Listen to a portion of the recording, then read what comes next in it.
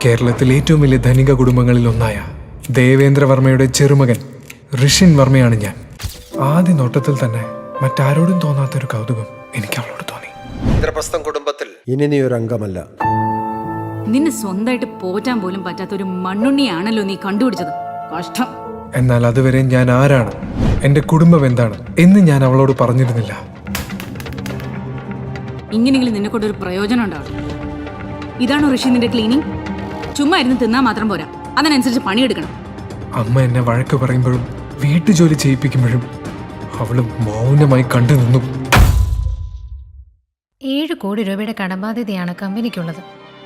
അത് പരിഹരിക്കണമെങ്കിൽ 4 കോടി രൂപ നിക്ഷേപിക്കാൻ ആരെങ്കിലും ഉടൻ തന്നെ വരണം.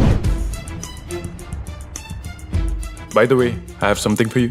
എനിക്ക് ഉറപ്പാണ് അവന് നിന്നെ സഹായിക്കാൻ പറ്റുമെന്ന്. 4 കോടിയല്ലേ നിന്റെ പ്രശ്നം? അത് പരിഹരിക്കാൻ എന്നെ കൊണ്ട് സാധിക്കും. എന്റെ ജീവിതം വെച്ചുള്ള തമാശകൾ നിങ്ങൾ നിർത്തിക്കൂടെ ഋഷി? എത്രയാന്ന് പറയാൻ സഹിക്കുക. ഓഫീസിലെ ഇപ്പോഴത്തെ പ്രശ്നങ്ങൾ പരിഹരിക്കണമെങ്കിൽ ശരത്തൊരു ഇൻവെസ്റ്ററിനെ കൊണ്ടുവരണം. എങ്ങനെയെങ്കിലും അവനൊന്ന് സന്തോഷിപ്പിച്ച് കാര്യം നടത്തിയെടുക്കാമെന്ന് വിചാരിക്കുമ്പോൾ ഋഷി അത് നശിപ്പിക്കും. എന്നെ മനസ്സിലായ? വെറുതെ ഓടിക്കറി വരാണോ? വെറുതെ ഡ്രസ് നശിപ്പിക്കാനായിട്ട്. ഇതിന്റെ വില എന്താണെന്ന് അറിയാമോ? സ്നേഹപ്രകടനമൊക്കെ ഒരടി മാറിയെന്ന് മതി. ഇനി ഇവിടെ നിൽക്കുന്നതിനേക്കാൾ നല്ലത് തിരിച്ചു പോകുന്നതാ.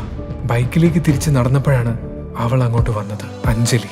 കോളേജ് കാലത്ത് ജൂനിയേഴ്സും സീനിയേഴ്സും എല്ലാവരും അവളുടെ പിന്നാലെയായിരുന്നു. ഞാൻ ട്രൈമീഡിയൽ ജോയിൻ ചെയ്യാൻ പോവാ. ട്രൈമീഡിയയിലോ? ട്രൈമീഡിയൽ ജോയിൻ ചെയ്യണോ? അവിടെ എന്താ ആവശ്യമുണ്ടെങ്കിൽ എന്നോട് പറയണം. Excuse me, who are you? എടാ ഋഷി, നിന്നെ അറിയുന്ന ആരെങ്കിലും ഉണ്ടോടാ ഇവിടെ? എന്നെ പോലുള്ളവർ ആരായി റിയൂണിയനെ വിളിച്ചെന്നല്ലേ? വിധി. ഋഷിയെ വില കുറച്ച് കണ്ട അഞ്ജലിയും നവീനും മീനാക്ഷിയും ദേവയാനിയമ്മയും ശരത്തുമെല്ലാം ഇനി ഋഷിയുടെ കാൽക്കീഴിലാകുമോ? കോടീശ്വരൻ